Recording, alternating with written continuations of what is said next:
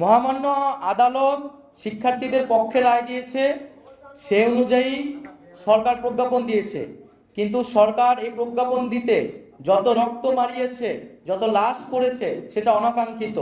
এর জবাব আমরা চাচ্ছি। দ্বিতীয়ত, প্রজ্ঞাপনের আগে শিক্ষার্থী এবং অন্যান্য স্টেক হোল্ডারদের সাথে নীতি নির্ধারণী সংলাপ প্রয়োজন ছিল। এই ধরনের সংলাপ ছাড়া প্রজ্ঞাপনকে আমরা চূড়ান্ত সমাধান হিসেবে গ্রহণ করব না। তাই আমরা যথাযথ সংলাপের পরিবেশ তৈরি করে এবং সকল স্টেক হোল্ডারদের সমন্বয়ে আমরা একটি নীতি নির্ধারণী সংলাপ চাচ্ছি, এবং আমরা কোটা নিয়ে যাতে ভবিষ্যতে কোনো ধরনের সমস্যা না হয় সেজন্য একটি স্বাধীন কমিশন গঠন করার আহ্বান জানাচ্ছি। এবং এই প্রজ্ঞাপনের সাথেই কিন্তু কেবল আমাদের আন্দোলনটি সম্পর্কিত নয়। আমরা কিন্তু আন্দোলন থেকে সরে আসছি না। যারা জনগণ আমাদের সাথে নেমেছে, তাদের বক্তব্য, তাদের দাবি দেওয়া, তাদের যে হতাহত, তার সুস্পষ্ট সমাধান এবং বিচার না হওয়া পর্যন্ত আমাদের আন্দোলন কিন্তু অব্যাহত থাকবে।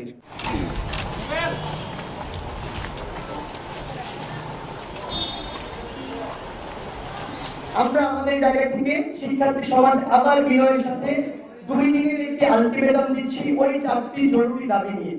আমাদেরকে আজকে প্রেস ব্রিফিং মাননীয় আইনমন্ত্রী বলছেন ক্লাসে ফিরে যেতে। আপনি পুরো বিশ্ববিদ্যালয়গুলোতে আইন শৃঙ্খলা রক্ষাকারী বাহিনী দিয়ে ভরিয়ে রেখেছেন, আপনি হল বন্ধ করে রেখেছেন। আমরা কোথায় যাবো? মানে আপনাদের কথা তো প্রাসঙ্গিকতা থাকতে হবে। সেই জায়গা থেকে আমাদের 4টি জরুরি দাবি আমরা জানিয়ে যাচ্ছি। আমরা 2 দিনের একটা আলটিমেটাম দিচ্ছি। আমরা চাই বৃহস্পতিবারের মধ্যে বিশ্ববিদ্যালয় প্রশাসনের সাথে সরকারের পক্ষ থেকে কথা বলে সেই পরিবেশটি তৈরি করা হোক, এবং আমরা সকলেই যেন শুক্রবারে বাংলাদেশের সকল ক্যাম্পাসে আমরা শিক্ষার্থীরা ফিরে যেতে পারি। শিক্ষার্থীরা যদি ক্যাম্পাসে ফিরতে না পারি, তাহলে ওই একাডেমিক পরিবেশ ফিরে আনার গল্প বলে এগুলো শুধু ডাল গল্প হিসেবেই থেকে যাবে, কোনো লাভ নেই। সেই জায়গা থেকে আমাদের 4টি জরুরি দাবি আমরা আবার উল্লেখ করছি। 1, ইন্টারনেট সচল করতে হবে। 2, কারফিউ উইথড্র করতে হবে।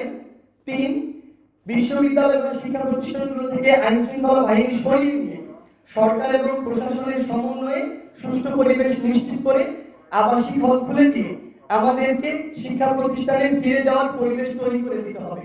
এবং 4, যেটা হচ্ছে যে আমাদের সমন্বয়ক হিসেবে শুধু এখানে নয়, সারা বাংলাদেশে যারা এই কোটার যৌক্তিক সংস্কারের যে আন্দোলন সেটিতে যারা সমন্বয় করেছেন, তাদের নিরাপত্তা নিশ্চিত করতে হবে।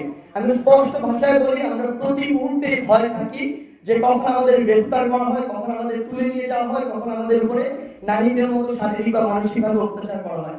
সো এই 4টি জরুরি দাবি সরকার যদি বৃহস্পতিবারের মধ্যে বাস্তবায়ন করে শুক্রবারে আমাদের সেই পরিবেশটি তৈরি করে দেয়, তাহলে বাকি যে আমাদের 8টি দাবি রয়েছে সার্বিক উদ্ভূত পরিস্থিতি নিয়ে, সেগুলো নিয়ে আমাদের যে কথা বলার স্কোপটি, যেটি আমাদের আহ্বান করা হচ্ছে, সেটি তৈরি হবে।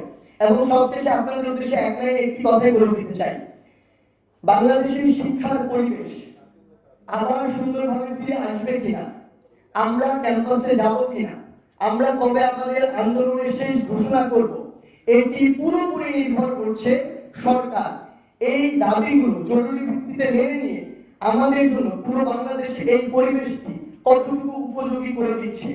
সরকার যদি চায় এটি বৃহস্পতিবারে করতে পারে, সরকার যদি না চায় তাহলে অনেক কিছু সময় দিতে পারে।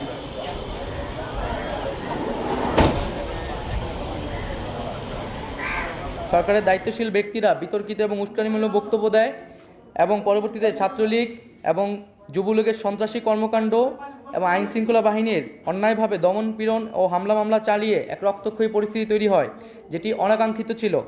বিশ্ববিদ্যালয় প্রশাসন ও আইন শৃঙ্খলা বাহিনী যখন শিক্ষার্থীদের নিরাপত্তা দিতে ব্যর্থ হয়, তখন আমরা অভিভাবক, শিক্ষক সহ school, college, private, public, national সকল ধরনের শিক্ষার্থীদের এবং সর্বস্তরের নাগরিকদের রাজপথে নেমে আসার আহ্বান জানাই আমাদের নিরাপত্তার জন্য। ছাত্র নাগরিকরা প্রতিরোধ গড়ে তোলে এবং পরবর্তীতে আমরা দেখতে পাই যে সারা দেশে ইন্টারনেট বন্ধ করে এক ধরনের ডিজিটাল ক্র্যাকডাউন পরিস্থিতি তৈরি করা হয় এবং শিক্ষার্থীদের হলগুলো থেকে বিতাড়িত করা হয়, যা সুস্পষ্ট মানবাধিকার লঙ্ঘন।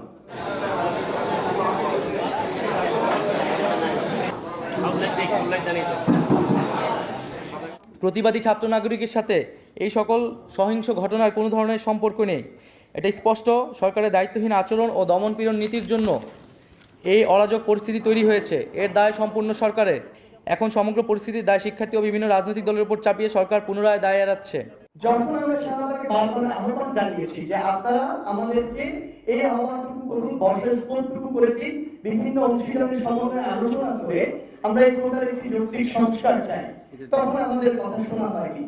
সেই দাবিকে ভাঙচুরে আপনারা পরিণত করে সেই দাবিকে মেনে নিতে গিয়ে 300, 400 কিংবা নানা যারা অজানা অসংখ্য মানুষের লাশ ফেলে দিয়ে আজকে আপনি ঠিকই সেই দাবি পূরণ করতে যাচ্ছেন। কিন্তু এই যে ক্ষতিগুলো হয়ে গিয়েছে বাংলাদেশের অসংখ্য পরিবারে, এগুলো আসলে কখনো পূরণ করা সম্ভব নয়। তাহলে এই যে জিনিসগুলো হয়েছে, এগুলোর দায় কিন্তু সরকার আর এড়াতে পারে না।